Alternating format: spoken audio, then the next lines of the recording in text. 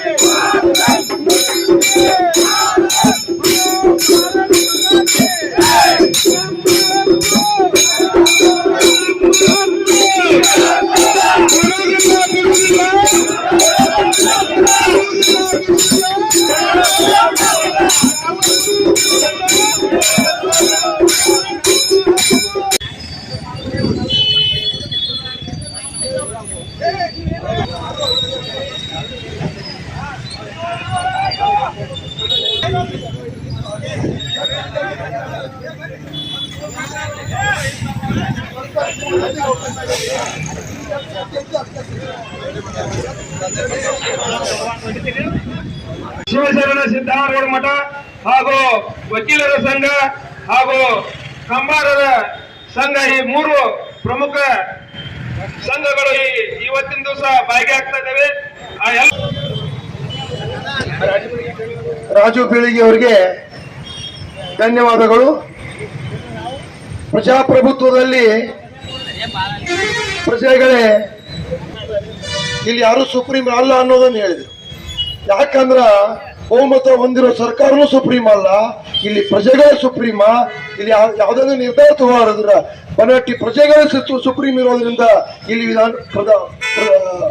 Mini Vidhana Soudha ಪ್ರಜಾಸೌಧ ಆಗ್ಲೇಬೇಕಂತೇಳಿ Raju Bilagi ಅನ್ನೋರು ನಮ್ಮನ್ನೆಲ್ಲ ಉದ್ದೇಶಿಸಿ ಹೋರಾಟ ಸಮಿತಿಯನ್ನು ಉದ್ದೇಶಿಸಿ ಮಾತಾಡಿದ್ದಾರೆ. ಅವರಿಗೆ ತುಂಬಾ ತುಂಬಾ ಧನ್ಯವಾದಗಳು. ಬನಹಟ್ಟಿಯ ಸುತ್ತಮುತ್ತ ಹಳ್ಳಿ ಬಾಂಧವರಿಗೆ ಆ ಸ್ವಾಭಿಮಾನ ಕಿಚ್ಚ ಬೇಕು.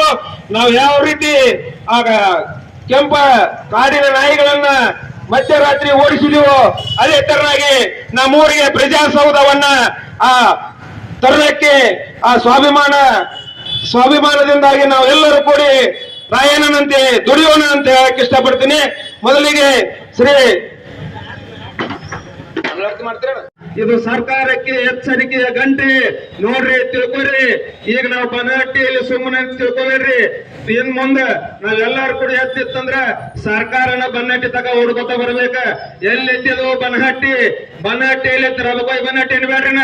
ಬನಹಟ್ಟಿ ಎಲ್ಲಿತಿ ಬಣ್ಣದ ಬನಹಟ್ಟಿ ಬಣ್ಣ ಹಾಕಿದ್ರೆ ಮತ್ತೊಂದ್ ಕಲರ್ ಮಾಡ್ತೀವಿ. ಅದನ್ನ ಎಚ್ಚರಾಗಿ ಇಟ್ಕೊರಿ ನೀವು ಎಲ್ಲರೂ. ಏನಂದ್ರಿ ನೀವು ಮೊನ್ನೆ ಬನಹಟ್ಟಿಗೆ ಬೆಂಬಲ ಇಲ್ಲ, 90% ಯಾರಿಗೂ ಬೇಕಾಗಿಲ್ಲ ಅಂತಂದ್ರಿ. ಇವತ್ತು ಬರ್ರಿ, ಈಗ 7ನೇ ದಿನ ಕಾರ್ಯಕ್ರಮ ಪ್ರತಿ ದಿವಸ ಒಂದು ಲೈವ್ದಾಗ ನೋಡ್ರಿ ನೀವು.